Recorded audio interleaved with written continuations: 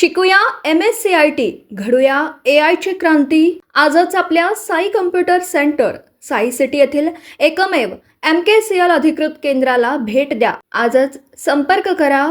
कोपरगाव तालुका police ठाण्याच्या नव्या इमारतीच्या उद्घाटनासाठी सातत्याने पाठपुरावा करणाऱ्या सामाजिक कार्यकर्त्यांच्या प्रयत्नांना अखेर यश आले आहे. येत्या 1 मार्च 2026 रोजी कोपरगाव तालुका पोलीस ठाण्याच्या नव्या इमारतीचे उद्घाटन पार पडणार असल्याची अधिकृत माहिती समोर आली आहे. नवीन इमारत पूर्णत्वात जाऊनही उद्घाटन लांबणीवर पडत असल्यामुळे सामाजिक कार्यकर्ते भरत मोरे, अनिल गायकवाड, विनय भगत यांनी वेळोवेळी प्रशासनाकडे निवेदन सादर केली होती. तसेच संबंधित विभागाचे लक्ष वेधण्यासाठी आंदोलन करत इशाराही देण्यात आला होता. जनतेच्या सुविधांचा प्रश्न असल्याने त्यांनी हा प्रश्न सातत्याने लावून धरला होता. या अखंड पाठपुराव्यामुळे अखेर उद्घाटनाची तारीख निश्चित झाल्याने समाधानाची भावना व्यक्त होत आहे. दीर्घ प्रतीक्षेनंतर हा निर्णय झाल्याने स्थानिक नागरिकांमध्येही आनंदाचे वातावरण आहे. दरम्यान उद्घाटन निश्चित झाल्याबद्दल सामाजिक कार्यकर्ते भरत मोरे आणि अनिल गायकवाड यांनी प्रशासनाचे आभार मानले आहेत. प्रशासनाने सकारात्मक दखल घेत निर्णय जाहीर केल्याबद्दल आम्ही आभारी आहोत. नव्या इमारतीमुळे नागरिकांना अधिक चांगल्या सुविधा मिळतील अशी प्रतिक्रिया त्यांनी दिली. बातमी तुमची, प्राधान्य आमचं. प्राधान्य न्यूज साठी प्रमोद पवार, कोपरगाव.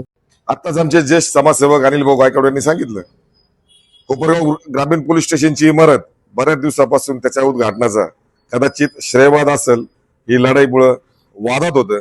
आता खऱ्या अर्थानं आम्ही महाराष्ट्र शासनाचे मनापासून आभार मानतो.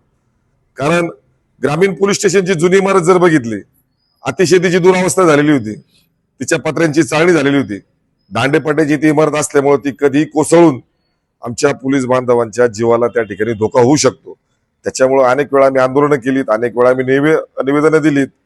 आपल्या या कोपरगावमध्ये अनेक वेळा केंद्रीय मंत्री आलेत, महाराष्ट्राचे मुख्यमंत्री, उपमुख्यमंत्री आलेत, त्यांना सुद्धा आम्ही निवेदनं दिलीत, सोशल मीडियाच्या माध्यमातून आव्हान केलं. पण ज्या वेळेस आम्ही जी कोपरगाव शहरामध्ये आले त्यावेळेस आम्ही निवेदन दिलं असता आम्हाला त्यावेळेस 2 दिवस अहिल्यानगरमध्ये तोफखाना पोलीस स्टेशनमध्ये ठेवण्यात आलं. आम्ही सामाजिक कार्यकर्ते आहोत. ज्याप्रमाणे पोलीस आपल्या सर्वांचं आत्मबलाचं संरक्षण करतात, समाजाची सेवा करतात, संरक्षण करतात, त्याचप्रमाणे नागरिकांचं सुद्धा काम आहे. आपले पोलीस बांधव आपल्यासाठी जे काम करतात, आपली सुरक्षा करतात, आपल्या समाजाची सुरक्षा करतात, मग त्यांची सुद्धा सुरक्षेचं काम बघणं हे आपलं कार्य आहे, आपलं कर्तव्य आहे.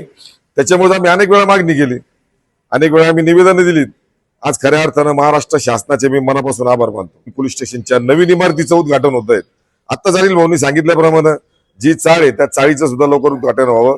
लवकरात लवकर आमच्या पोलीस बांधवांना चांगलं एक सुरक्षा, त्यांच्या स्वतःच्या कुटुंबाला सुरक्षा मिळावी, त्यासाठी त्यांच्या चाळीचं सुद्धा लवकरात लवकर उद्घाटन करावं. त्यांना ती चाळ लवकरात लवकर ते घरं मिळावे. याच्यानंतर जी नवीन नगरपालिकेची इमारत आहे त्या नगरपालिकेच्या इमारतीचं सुद्धा लवकरात लवकर उद्घाटन व्हावं. आणि जे आमच्या कोपरगाव शहरातील त्रस्त नागरिक आहेत त्यांना तक्रार घेऊन या नगरपालिकेत जावं लागतं. त्या ठिकाणी दुरावस्था त्या जुन्या नगरपालिकेची असल्यामुळं त्या ठिकाणी कर्मचाऱ्यांना, अधिकाऱ्यांना व्यवस्थित काम करता येत नाही. त्यामुळे लोकांचे सुद्धा प्रश्न मार्गी लागत नाही.